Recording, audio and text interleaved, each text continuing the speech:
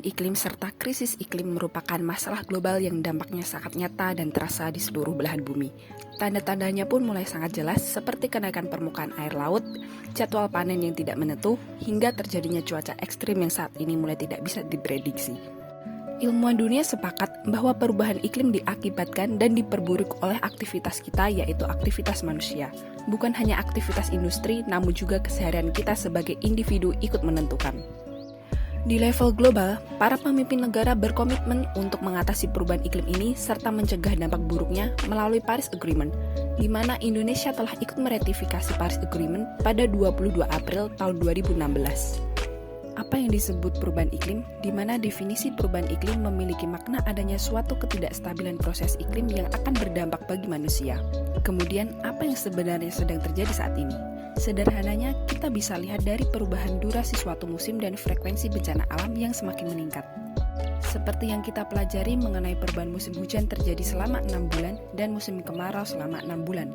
Namun, adanya perubahan iklim maka durasi dari salah satu musim ini dapat berubah. Nyatanya di awal tahun 2022, musim hujan terjadi lebih lama.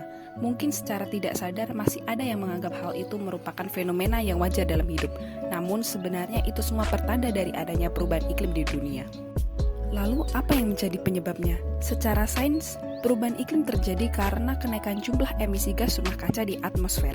Itulah mengapa yang disebabkan ulah kegiatan manusia dari sektor energi dan sektor hutan. Dan ada di level mana krisis iklim Indonesia saat ini? Jika ingin dilihat lebih jelas, kita dapat melihat benchmark Paris Agreement yang telah diikuti oleh 195 negara, di mana mereka sepakat untuk mengurangi kenaikan suhu bumi global di bawah 2 derajat Celcius. Dan melanjutkan upaya untuk menekan kenaikan suhu hingga 1,5 derajat Celcius. Saat ini, Indonesia tidak berada di jalur 2 derajat. Bahkan, upaya-upaya pengurangan emisi gas rumah kaca yang sudah direncanakan oleh pemerintah Indonesia yang tertuang dalam dokumen NDC, dan menurut prediksi BMKG, Indonesia akan mengalami kenaikan suhu 3 hingga 4 derajat Celcius. Jadi, dapat dikatakan Indonesia masih jauh dalam hal ini. Adakah langkah konkret dari pemerintah Indonesia dalam mengatasi hal ini? Jadi, sejak tahun 2016 sebenarnya sudah ada langkah-langkah mitigasi dan adaptasi mengenai perubahan iklim yang direncanakan, di mana langkah ini telah disubmit ke PBB Perubahan Iklim dan dokumen ini disebut NDC. Namun, langkah-langkahnya di dalam dokumen ini tidak membuat Indonesia di jalur 2 derajat Celcius. Jadi, dapat dikatakan jika adanya keseriusan yang lebih, maka pemerintah dapat memimpin untuk berkontribusi melakukan hal yang lebih konkret lagi dalam menurunkan emisi gas rumah kaca. Indonesia akan menerima resiko bencana seperti banjir 5 kali lipat ketika Indonesia naik menjadi 3 derajat Celcius. Jika dibandingkan dengan target, jumlah badai tropis pun akan meningkat sebesar 80-100% dan dapat mempengaruhi kehidupan manusia di berbagai sektor seperti sektor pertanian.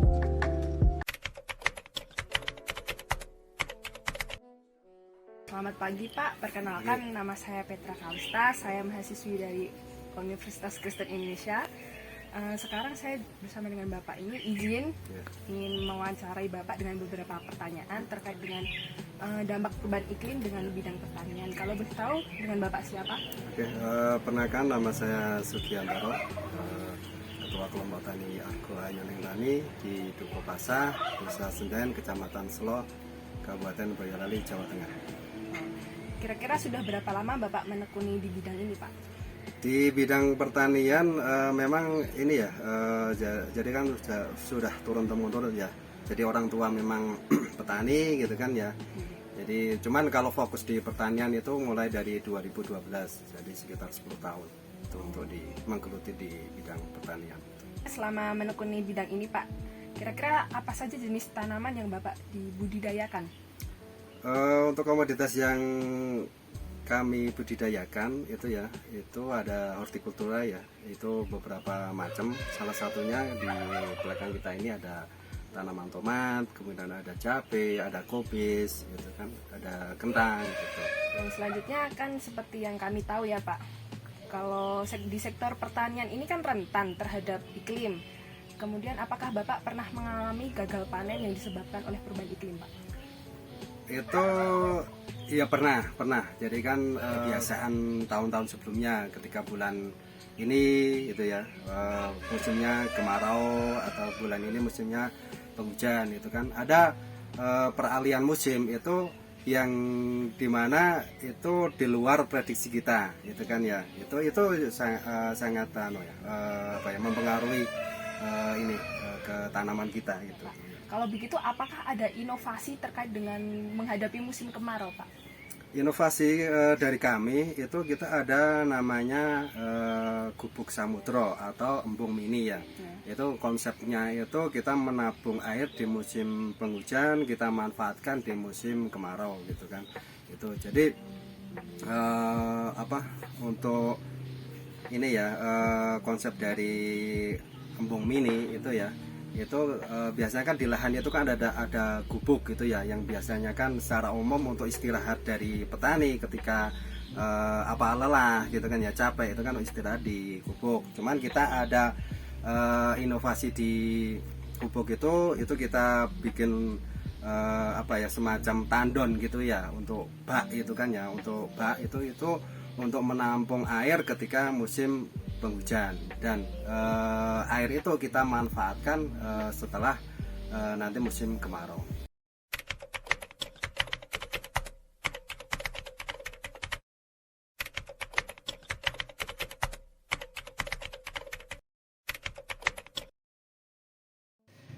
Jadi selamat siang Pak, Ya. saya Christopher William dari Universitas Kristen Indonesia.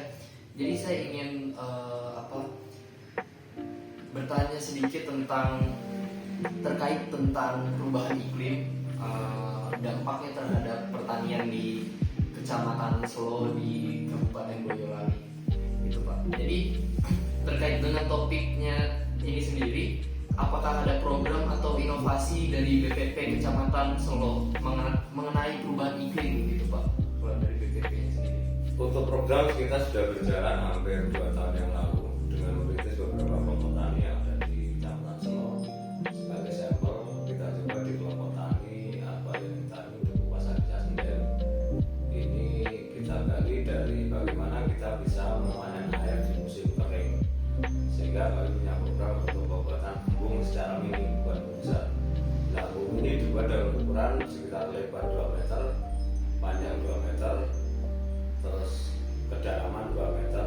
Nanti kita kasih plastik kipi atau waterpump, tapi lebih dengan plastik kipi karena ini bisa tahan tahun. Dan ini gunanya untuk menampung air di musim hujan, dan nanti kita panen di musim kemarau. Jadi di bawahnya itu ada embung dengan mini ukuran 2x2 dengan kedalaman 2. Di atasnya kita kasih bubuk.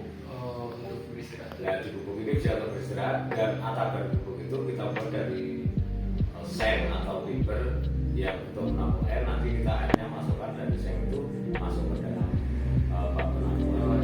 Ya, jelasnya ini untuk kapasitas 2x2 dengan kedalaman 2 meter. Ini hujan 1 bulan sudah penuh. Dan ini kita panen nanti di musim kemaraunya untuk masa tanaman.